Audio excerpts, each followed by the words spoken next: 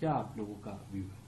पर यही कहना है कि नॉन बायोलॉजिकल प्रधानमंत्री मॉस्को जा रहे हैं। राहुल जी नेता प्रतिपक्ष लोकसभा में हैं, वो मणिपुर गए हैं। ये तीसरा दौरा है उनका मणिपुर में, 3 बार जा चुके हैं, ये तीसरी बारी है।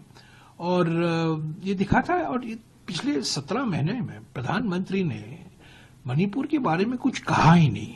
मणिपुर के मुख्यमंत्री से नहीं मिला है, मणिपुर के राजनीतिक पार्टियों से नहीं मिले हैं, सांसदों से नहीं मिले हैं, विधायकों से नहीं मिली हैं, और मणिपुर तो गए ही नहीं, कुछ 4-5 घंटे के लिए भी नहीं गए हैं। और राहुल जी ये तीसरा दौरा है उनका, और लोगों के साथ संवेदनशील तरीके से ये दिखाना कि आपकी पीड़ा हमारी पीड़ा है, आपकी दर्द हमारी दर्द है।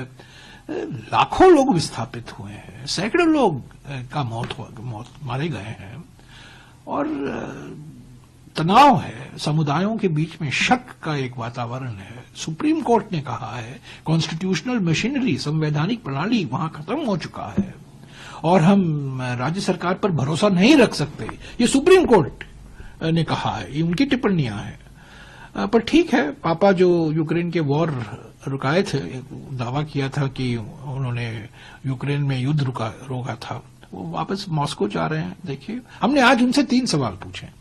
एक सवाल तो ये पूछा है कि देखिए, मनमोहन सिंह जी और पुतिन और जो वहां के प्रधानमंत्री हैं दिमित्री मेदवेदेव, उनके बीच में उनके 10 साल के कार्यकाल में 16 बार उन दोनों के बीच में मुलाकात हुई, और पुतिन और नॉन बायोलॉजिकल प्रधानमंत्री के बीच में 10 साल में सिर्फ 11 बार मुलाकात हुई है। क्या कुछ वातावरण ठंडा हुआ है पुतिन और मोदी के बीच में? पहला सवाल।